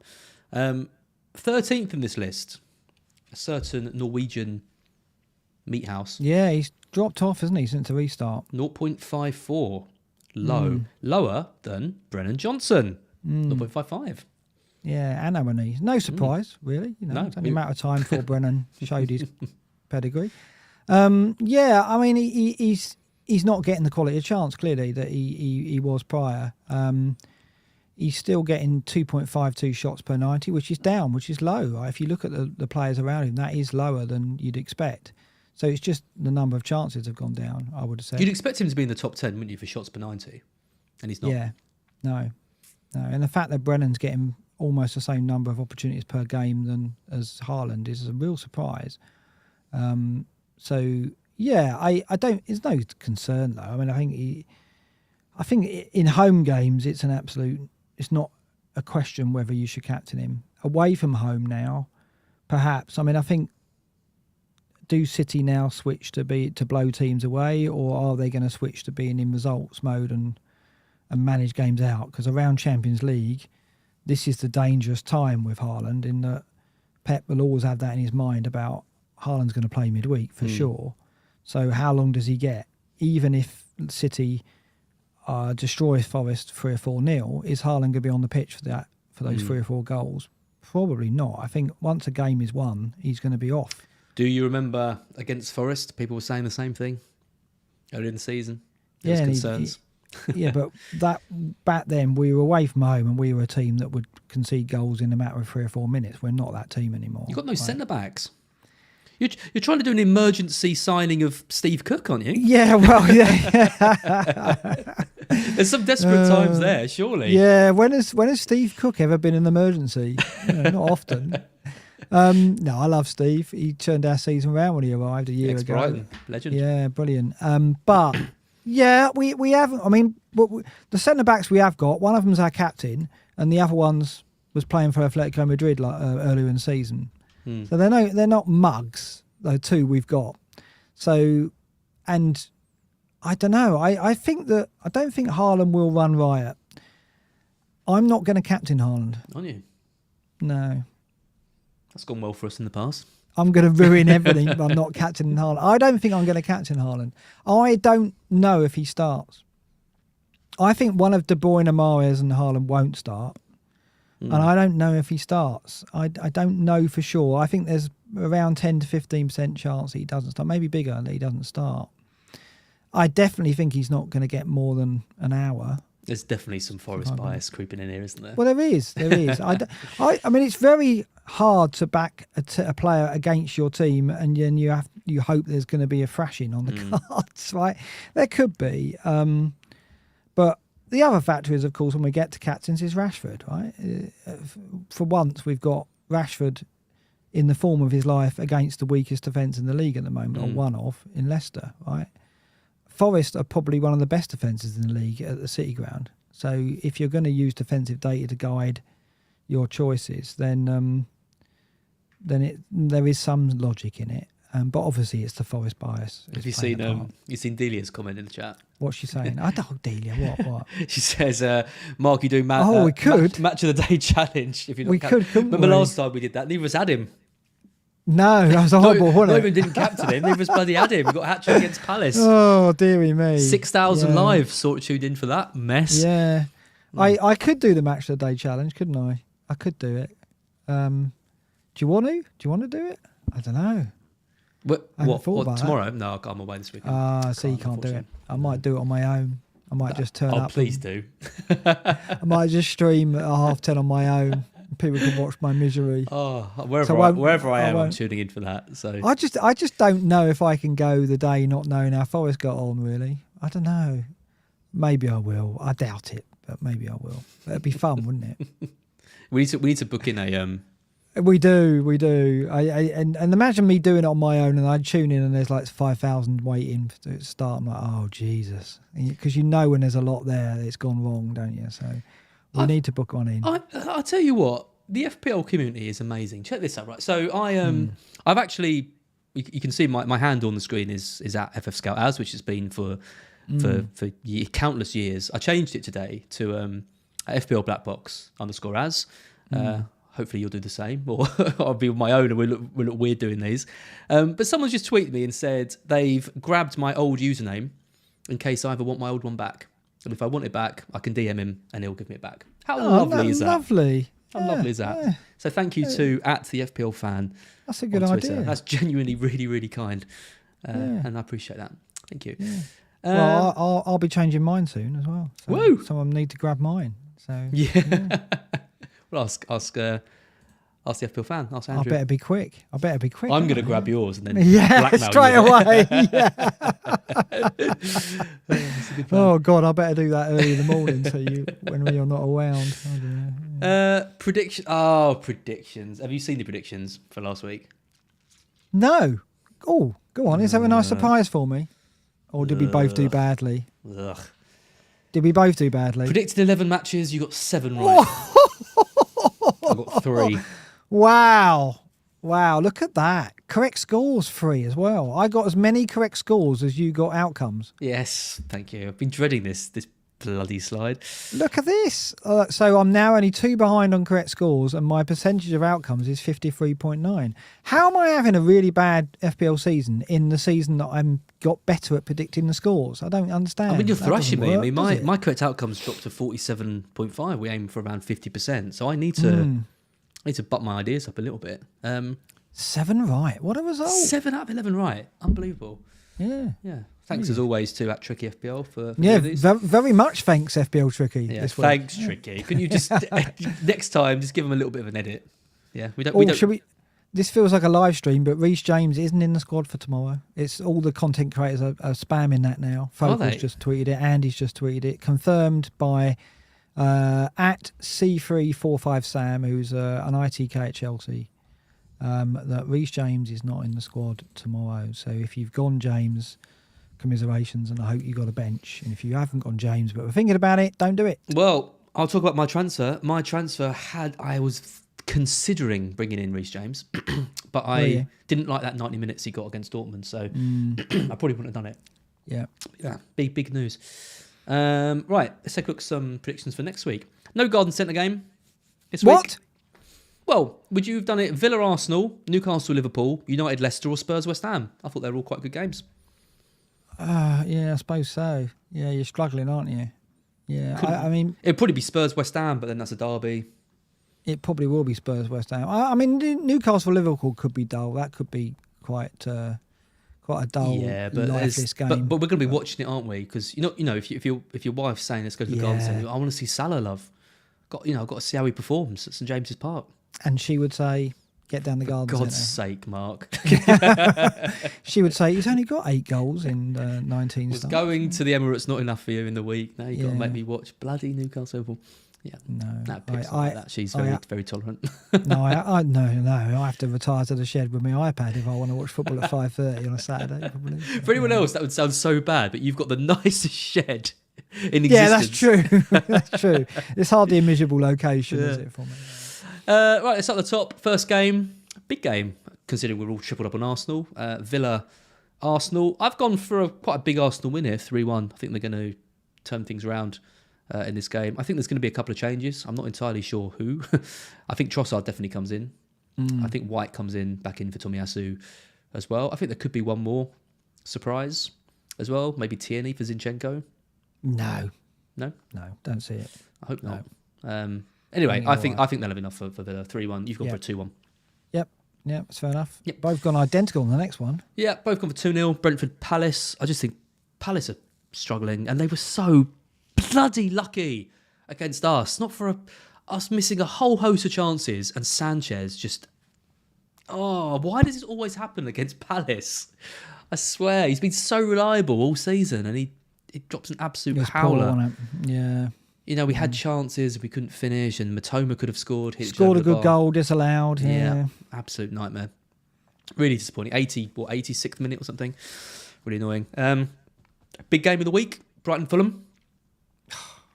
Huge, massive. That have been a Gons any other time. Honestly, I'm so angry with your attitude on this. It would. Huge game. Two teams, you know, overperforming, underdog story. I'll tell you what. I'll make you a bet now that game is last on Match of the Day. I bet you it won't be. All right. What we betting? I'm telling you now. What do you want to bet? I don't know. What do you want to put at stake? You can. What have I got to wear something on stream? You can again? pick my profile picture on Twitter for a week. What if I win? Yeah. And you can pick mine. Mm-hmm. Yeah, all right. I'll do that. Yeah. Deal. I bet it's last on Match of the Day. Let's have a look at the 3 o'clock. So hold on, Brentford Palace. Oh, that could be bad. It's so Everton Leeds. No, because that's a relegation Wolves battle. Bournemouth. Come on. Oh Jesus, what have I done here? Even Brentford Palace could be a yeah. Well, I can't snooze take that back. Can't take that back. You've all heard it now. Oh, bad bet, Mike. And I'm going to be watching Match today on my own. Challenge. No, I'm not. Love it. I've got to hope for a goal glut at Molineux now. Oh dear. Love it. What are you going to pick me for my picture? Oh, what have I done? I don't know. Yeah. Maybe something Lingard related. I don't know. It could still go my way, that Brighton Fulham. You never know. We'll see. There's a number of games there that could be last. It isn't going to be a good match of the day on Saturday, is I it? think you're just completely wrong about Brighton Fulham. I think it's going to be a really exciting game. Right. I've gone for a 2-1. We're so rarely involved in unexciting games at the moment, the way we play. And Fulham are A, a tricky side for us, given our history with them, and B, Mitrovic, we struggle against him. Hopefully hopefully he's fit from a spectacle point of view. I hope he's not fit from a Brighton point of view. I've gone a dull 1-0. All right, I'll stay consistent there with my beliefs. So there you go. People aren't impressed with your bet. I know. Well, you know, look out for the profile pic next week is all I can say. Yeah. Oh, do your worst. Let us know in the comments what you'd like Mark's profile picture to be. No, don't put it to them.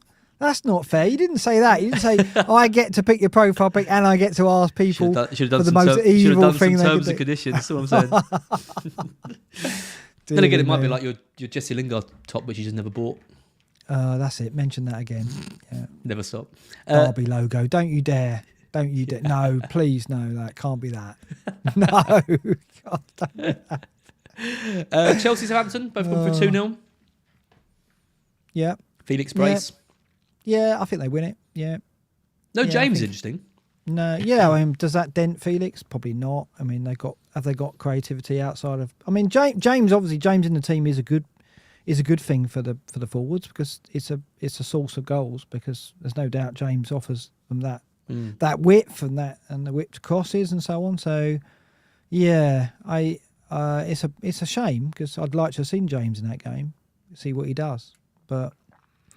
Yeah, they're going to win it. They're going to have enough for Southampton. I mean, managerless, defensively, I mean, they're not terrible, but you've got to think they're in a bad shape at the moment with the way that Jones has left them. He didn't really seem to have a plan, or he didn't have methods to enact that plan if he did. They tried for Jesse Marsh, haven't they? I don't know where the latest is. You see Ashley Williams talking about Jones? I did, yeah.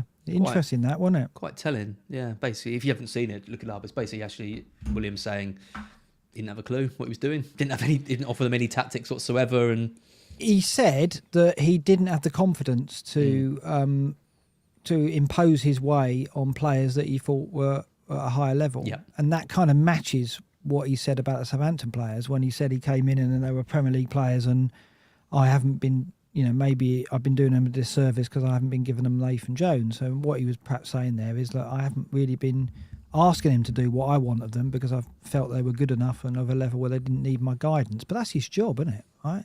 It's weird. It's weird that he would do that at Stoke and fail and then go to Southampton and do the same thing and expect different results. Yeah. Odd. Everton Leeds, I've gone for a 1-0 Everton. I think home games are going to be Dyche's bread and butter in this. I think they'll just have enough to nick it. You've gone for a 0-0. A 0-0 thriller, because that's going to be third or second in the match of the day schedule. So a 0-0 thriller.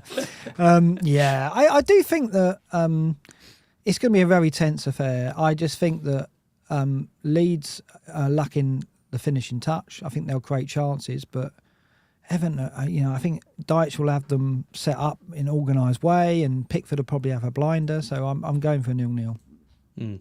Forest next against champions City. You've gone for a 3-0 City. Dear, not a lot of hope for you. I've gone for a 4-1. I'm backing you to get a goal. You normally score at home.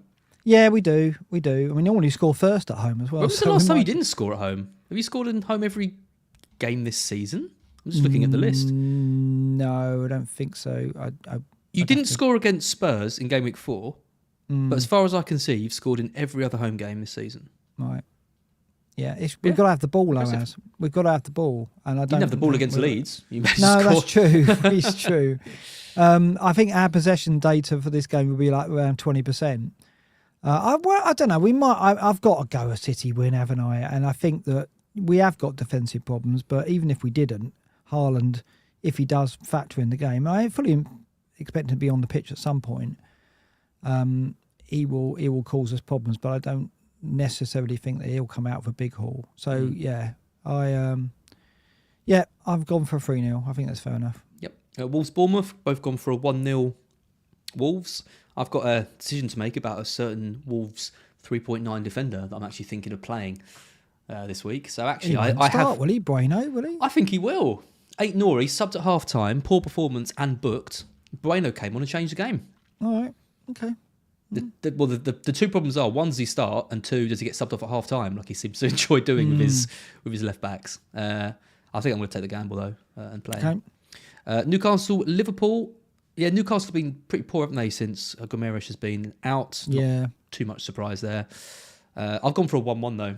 I think they'll still have enough to keep Liverpool quiet. You've gone for a 2-1 Liverpool. Yeah, I want to back them. I want to think that they can turn the corner. And like you say, I think Newcastle have been off the ball a bit. So I'm going to go for the away win. Let's see. Be lovely, wouldn't it, if Salah gets another one and then confidence is high going into the double. Yeah. United Leicester, 2-1 for me, 3-1 for you, which is probably why you're thinking of old Rashi, baby. Yeah, I just think that Leicester will concede chances and goals, and at the moment, is Rashford not going to return in this game? You still got Fernandes as well, haven't you? Yeah. Yeah, that's good. I think they'll win the game. I think they'll win it by several goals. I've gone 3-0 City as well, but I think Rashford just looks a different level at the moment, and I think no team is able to stop him right now. I don't think Leicester are going to. So I think he scores, and I think Haaland probably scores. But in that case, Rashford will outscore him, I think, being a midfielder. But it's tight. I think Rashford could come out with this very close to Haaland, and depending on next minutes, isn't it? That's the factor. And Rashford's going to start and get 70, 80, whereas Haaland, I don't know. He's returned in 8 of his last 9 games. Has returned in every home game. So for the last, going back to game week 11. So you can bank on it's no guarantees, of course. I mean, if City were at home to Forest and they didn't have the Champions League game, there'd be no question marks. I'd go with it. But because they got Champions League, I think these minutes will be affected by that. And yes, there is a Forest bias in terms of, do I want to back a player and against us? I don't really. So I don't know. I might not do it. I might bottle it and just go Haaland. But I think when you've got Rashford in the form he's in at home to Leicester, you've got the opportunity. You've got to consider that's what it's about. You've got to consider it. Yeah. Agreed. And then finally, Spurs v West Ham. I mean, I'm not expecting this to be a thrilling game, if I'm being honest. I've got Kane. I worry about Spurs in general. Conte's off again, isn't he? He's had some more problems with the operation that he had. Wasn't quite ready to come back, he said. West Ham were poor in the first half against Chelsea. Started playing a bit better. They look like a kind of functional team rather than anything too exciting. I think that's what Spurs are as well. Two functional-ish teams playing each other. Dull. I've gone for a 1-1. 1-0 for me. A dull game. I think you're right. This is as close as it gets to the Garden Centre. I'd have gone here for this, basically. Yeah. I just thought there's some things riding on. I mean, with Kane and, with... I'd still rather watch this game than be in a Garden Centre based game. If you had a gun to your head and you said, right, go and buy seeds, and you can only go at 12:30 on Saturday, 5:30 on Saturday, 2 o'clock on Sunday, or 4:30 on Sunday. Someone had a gun to your head and saying, go and buy seeds now. You choose 4:30 on Sunday, I think. Yeah, I've got Kane, so I'd probably go at 5:30. I mean, the chances of someone putting a gun to your head and asking you to go and buy seeds, probably low, but just in case, you need that up your sleeve, don't you? There you go. Absolutely. Right, captains. Well, I've gone for primary candidate this week of Haaland. I put Rashford in the differential options. Well, he is. Because I think he is. Yeah, exactly. And I've got Saka, Kane, and I put Felix. Notice I put Felix and not João Felix as well. Just if you are looking for someone a bit different other than Haaland, I think they're the 4 ones that I would consider. Anyone else? It's probably about it, isn't it? Yeah, nothing springs to mind, really. I mean, like, Saka is the Arsenal weapon of choice, I think, for the captaincy because of the pens. Kane without Bentancur, I think it's difficult to go there. Felix is the extreme differential, but Rashford is probably, in terms of as a differential captain versus Haaland, as good as it's got all season, I would say. I mean, it's right, isn't it? I mean, like, Salah's never had the form to make us think I'm going to go against Haaland. Nobody else. I mean, obviously in a double game week you go against Haaland, but this is as close as I think I've seen it be in terms of actually the alternative is strong enough to where we could outscore him.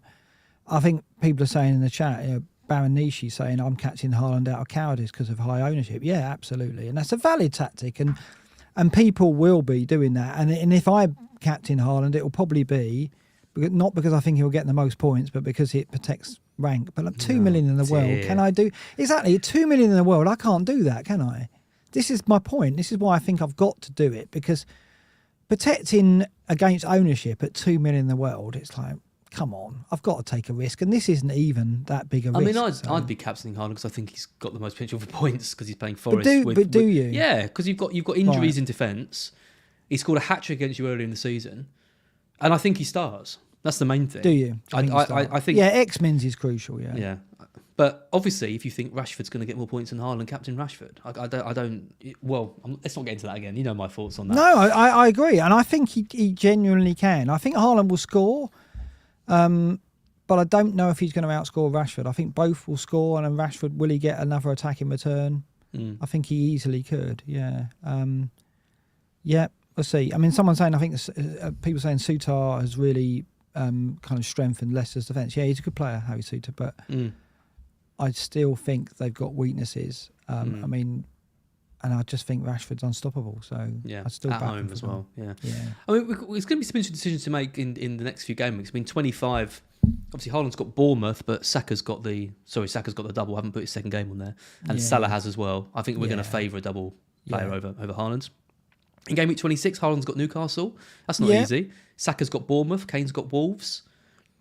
Yeah, and you might go against him there with Saka. Yeah. You might. Yeah. And then in 27, if you're going to go for a doubler, you're going to go for one of the Brighton boys, Matoma, March, or Tony. Tony's got a good double against Everton and Southampton as well. And Haaland's got Palace away.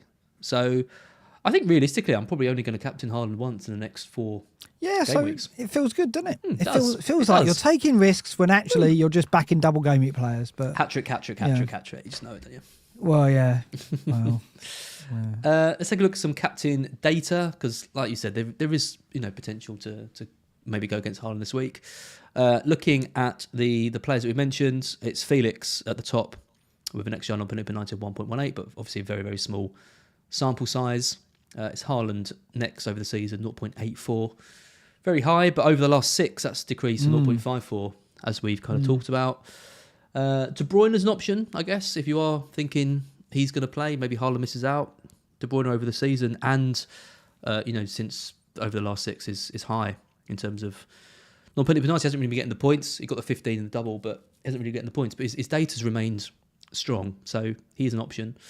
And then you can see Rashford there. Over the season, 0.52, but since the World Cup, up to 0.64. 7 goals, more than Haaland, who got 6, for example. Yeah, look at his shots in the box per 90. Rashford 2.41, Haaland 2.38. Yep. So, yeah, it's surprising, isn't it? I mean, that's been obviously Rashford's bursting out and emerging as a player we knew he could be, but also Haaland having a little bit of a dip in terms of the chances that they're generating for him. So it is very even, isn't it? It is mainly just the fear that Haaland's ceiling is higher. When he goes, he really goes. But he's not got a hat-trick away from home yet, I don't think, this season. His hat-tricks have all been at home. Is that correct? Am I correct in saying that? I want to say that, and I have said it, so now I've said it, I better be right. I will have a quick check. He got a hat-trick home to Palace, home to Forest, home to United, and home to Wolves. Yep. Yeah. So 4 hat-tricks. Yes. So many hat-tricks. Yeah, I mean, it's crazy, but they've all come at the Etihad. So yes, you can point to the fact that he could go mad and get a hat-trick, but he's not done that away from home as yet. And Forest at home are really strong. And I know we've got injuries, but yeah. He's only got 2 goals in 2 away matches. West Ham first day of the season, and who was the other one? I just saw against us, Brighton. 2. Yeah. Yeah. Oh no, and Leeds 3. All right. Well, okay. 3 away games. Look at Saka though. Saka's bottom of both of these tables in terms of considering captains. 0.45 XG on penalty over the season, and 0.37 since the over the last 6. So he's dropped as well.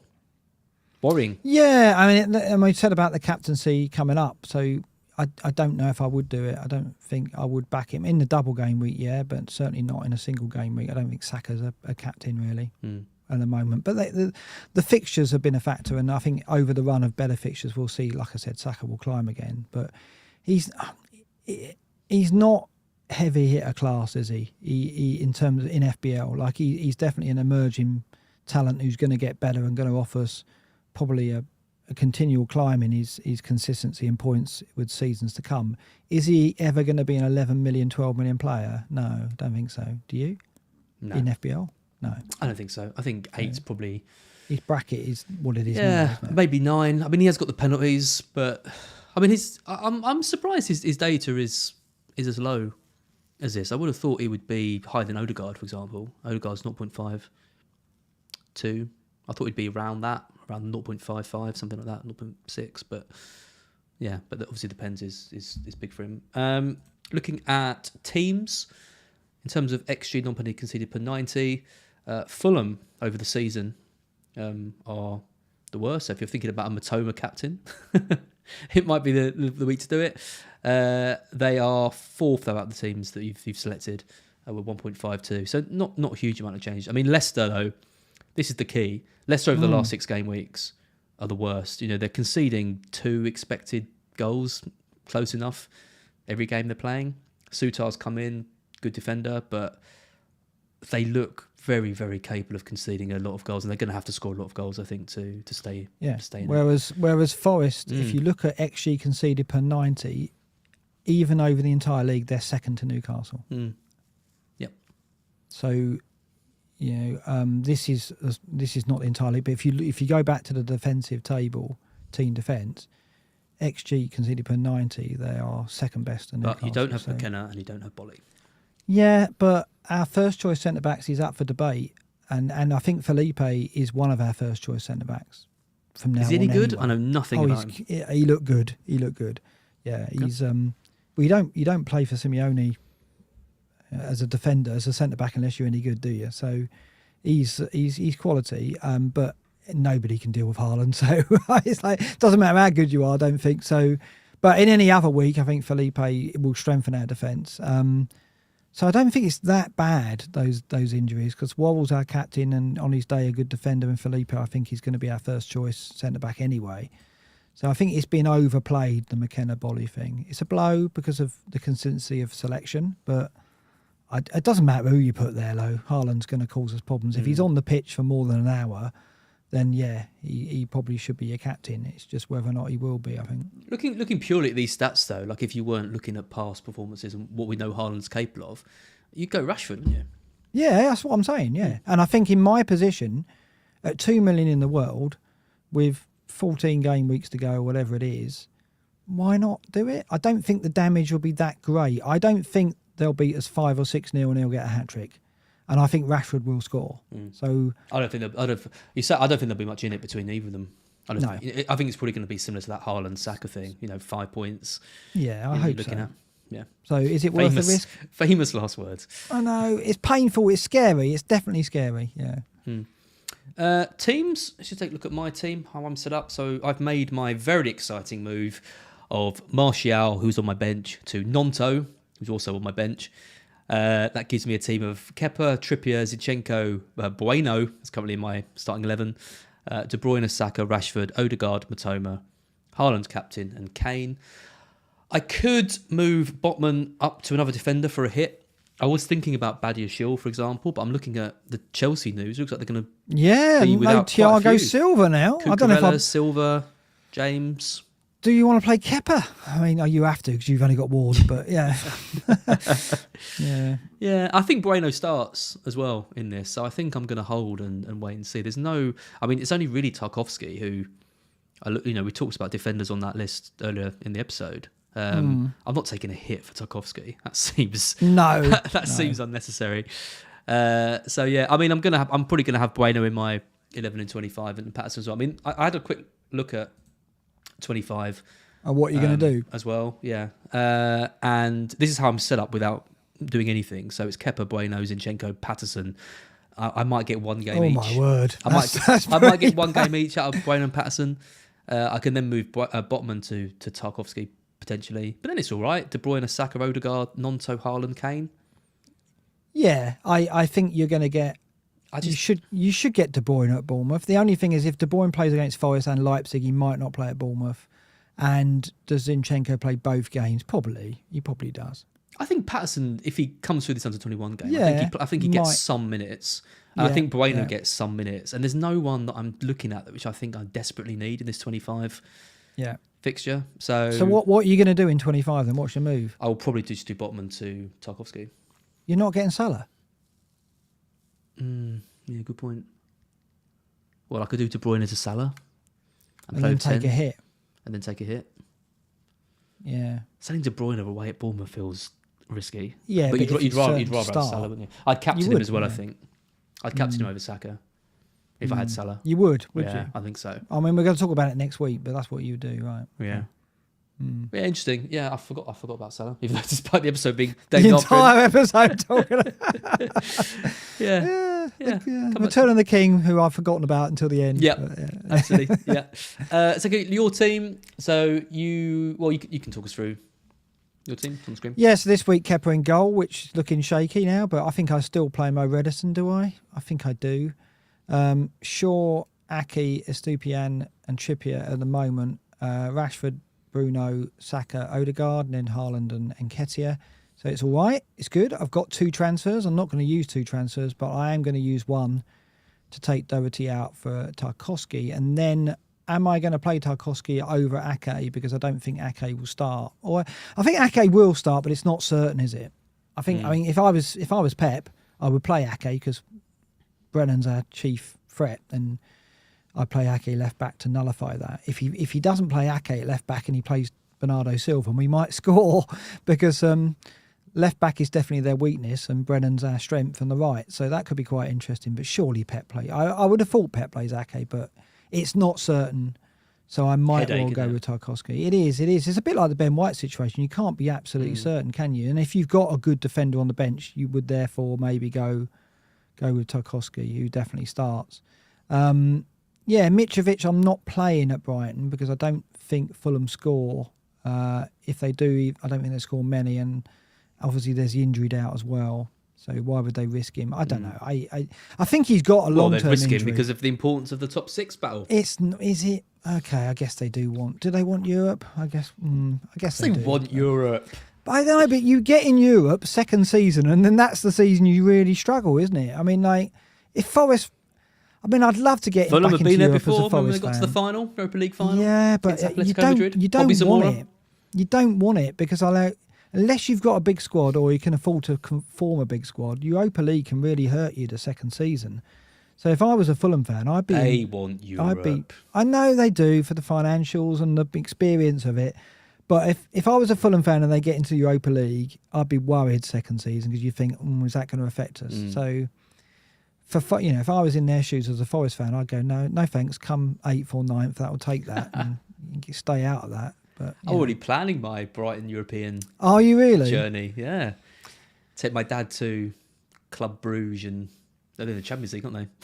Or some Europa League teams that I could take him to, like some Romanian teams. That'd be fun.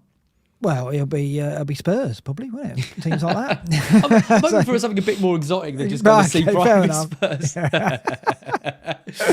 Yeah, I was just trying to knock Spurs because that's what they're going to end up. They'll be lucky to get Europa League. Yeah, maybe.